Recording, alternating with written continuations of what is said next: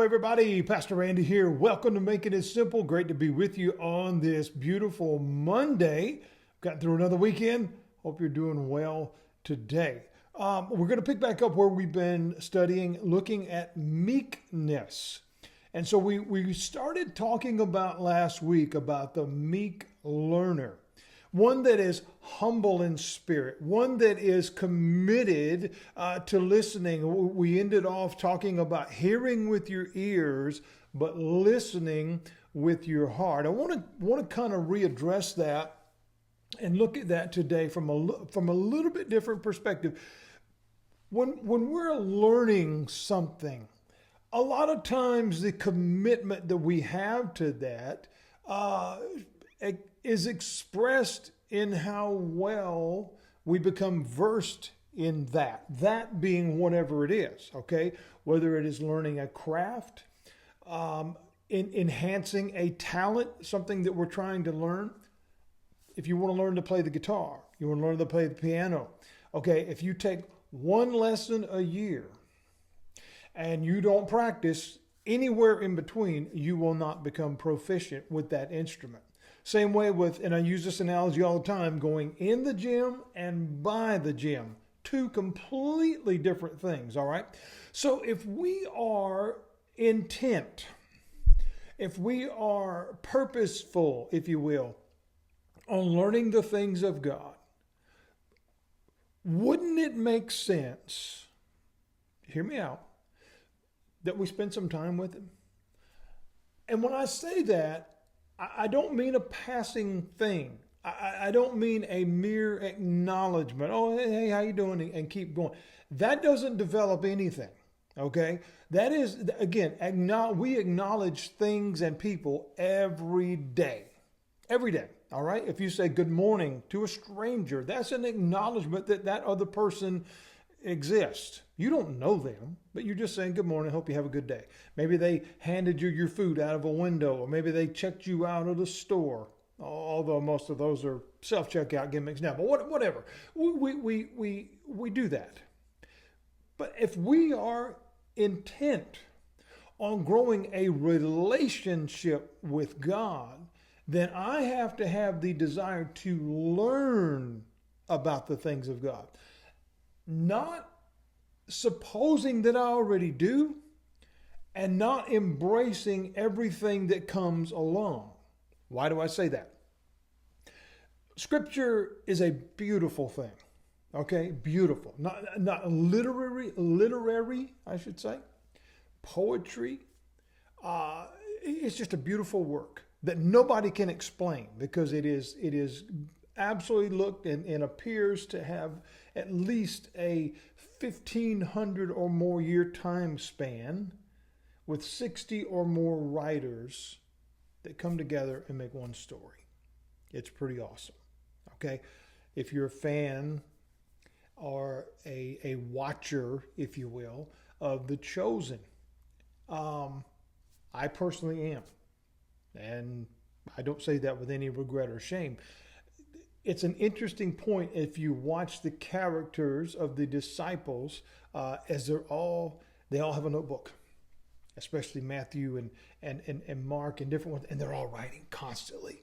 You know, again, it's just an imagery thing. When we get to thinking about writing down everything that they saw, these accounts, you know, are personal accounts of this is what happened.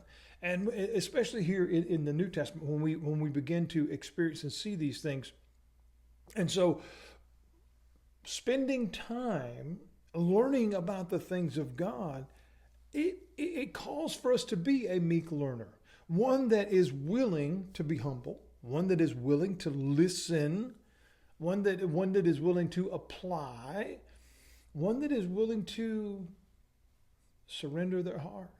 Become obedient to the things of God, because it changes who we are.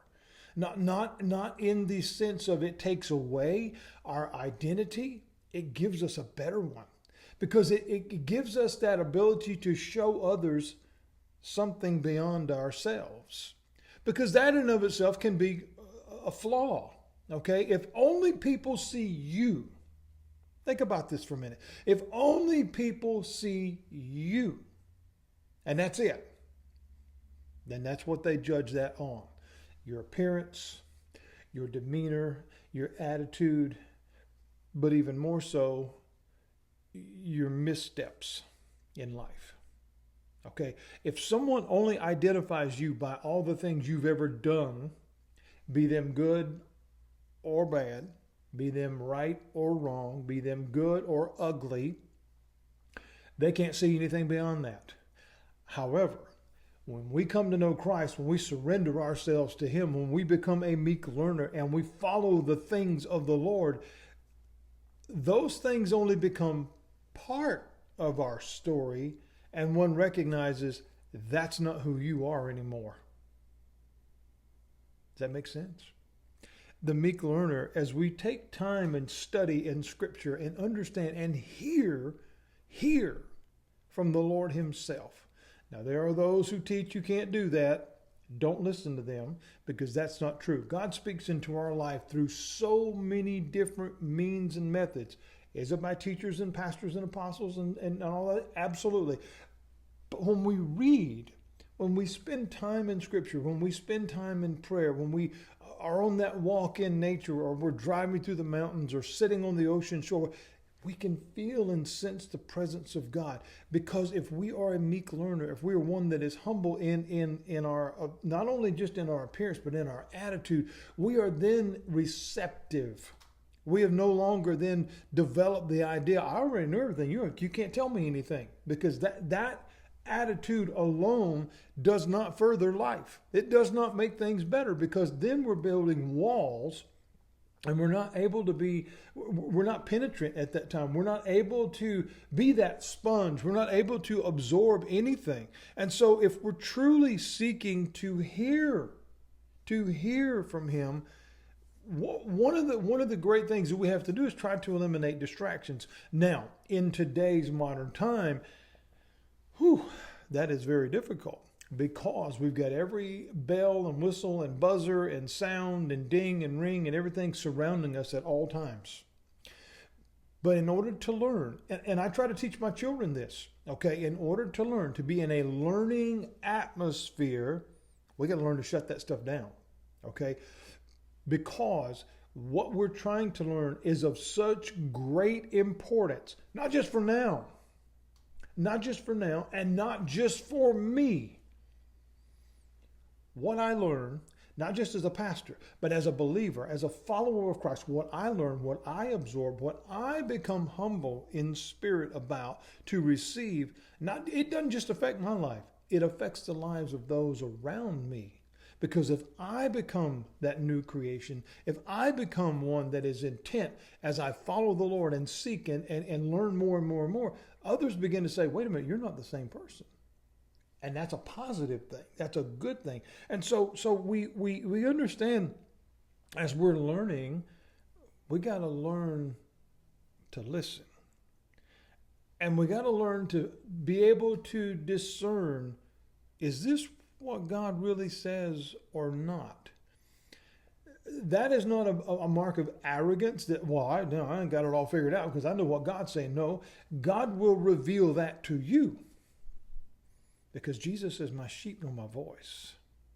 So we know where He's sending us. We know what is true and what is not true. That is why every time I hear different teachings or statements or videos or whatever out there from all these, even some of these so-called experts or some of these more revered names, man, my antennas are up and red flags are flying all over the place, because it doesn't line up with what God actually said.